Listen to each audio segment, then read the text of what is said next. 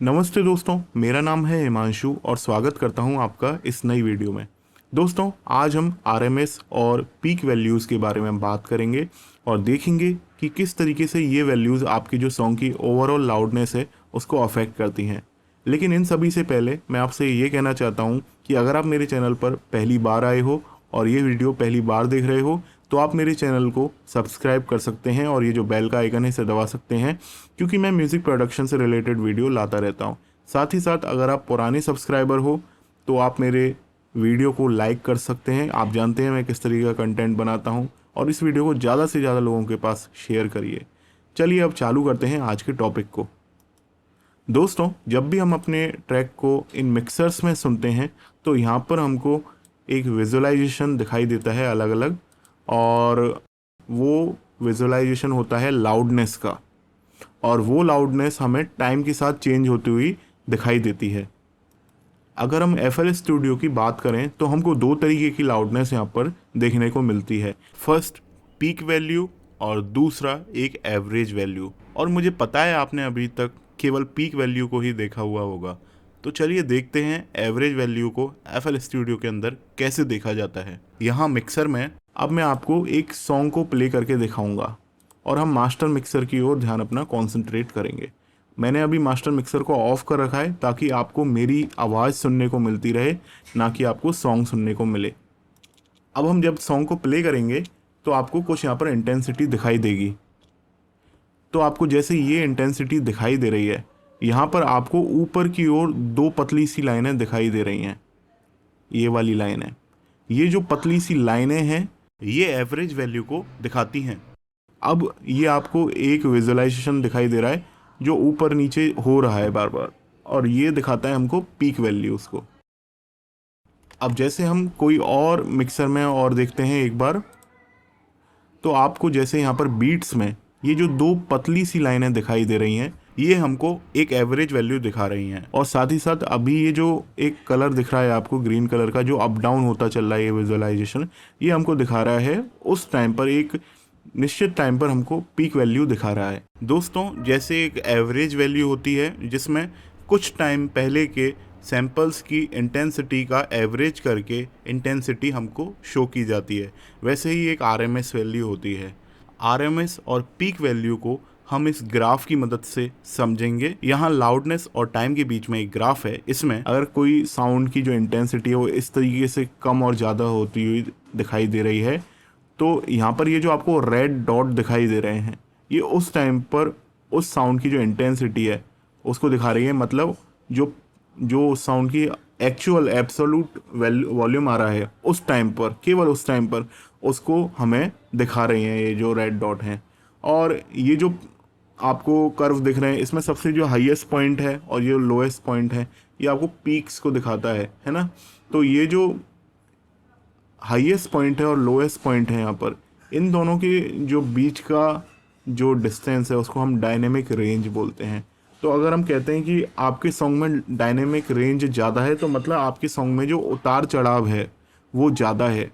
एक बात और मैं आपको बताना चाहूँगा कि हमारा जो माइंड है जो लाउडनेस को परसीव करता है वो परसीव इन पीक्स के अकॉर्डिंग नहीं करता है। तो अगर आपके सॉन्ग में पीक्स ज़्यादा हैं तो ज़रूरी नहीं है कि आपके सॉन्ग की जो ओवरऑल लाउडनेस है वो ज़्यादा होगी। हमारा जो माइंड है वो जो परसीव करता है लाउडनेस को वो करता है एक एवरेज वॉल्यूम के आधार पर। तो यहाँ पर जो आरएमएस वैल्यू होती है वो रूट मीन स्क्वायर होता है इसका पूरा नाम। तो अभी आप देख सकते हो, अगर हम इनका ये जो पीक्स जा रही है इनका कुछ टाइम का, जैसे सपोज करिए मैं लास्ट आधे सेकंड का अगर मैं आरएमएस वैल्यू निकालता हूँ तो आधे सेकंड का अगर जैसे ये वैल्यू आ रही हैं तो इनका जो ग्राफ आएगा वो कुछ इस तरीके का आएगा, एक लीनियर ग्राफ आएगा।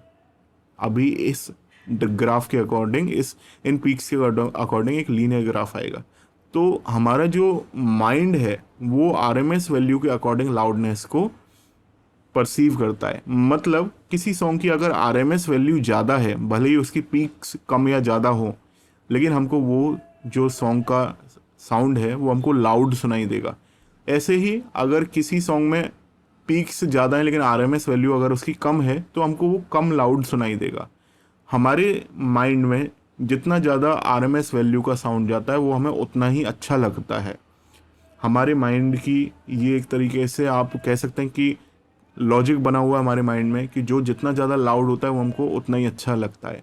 लेकिन इसके साथ एक खराबी ये आती है हमारे साउंड में कि जितना ज़्यादा डायनेमिक रेंज कम होगी। अब मैं आपको एक बात और बताना चाहता हूँ, जितना ज़्यादा लाउड होगा कोई सॉन्ग उतना ही उसकी कम डायनेमिक रेंज होगी। मतलब अगर हम इनकी पीक्स की वैल्यू जो हैं, जो उनके बीच में अगर ये डायनेमिक रेंज को कम करते हैं तो हमारी आरएमएस वैल्यू ऊपर की ओर शिफ्ट हो जाएगी थोड़ा सा। ये जो ब्लू लाइन आपको दिख रही है ये ऊपर की ओर शिफ्ट हो जाएगी थोड़ा सा, तो मतलब लाउडनेस बढ़ेगी। तो डायनेमिक रेंज अगर कम होती है तो लाउडनेस बढ़ती है।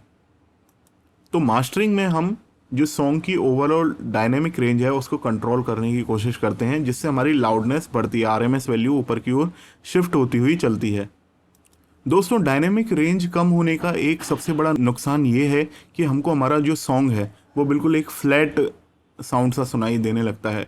जैसे अगर आपका ऑर्केस्ट्रल म्यूज़िक है, अगर आपने उसमें डायनेमिक रेंज को कम कर दिया है उसकी लाउडनेस बढ़ाने के लिए, तो आपका जो सॉन्ग है वो आपको बिल्कुल फ्लैट सा सुनाई देने लगेगा। और हो सकता है आपके कानों में भी दर्द होने लग जाए अगर आपके सॉन्ग की लाउडनेस बहुत ज़्यादा है और डायनेमिक रेंज कम है।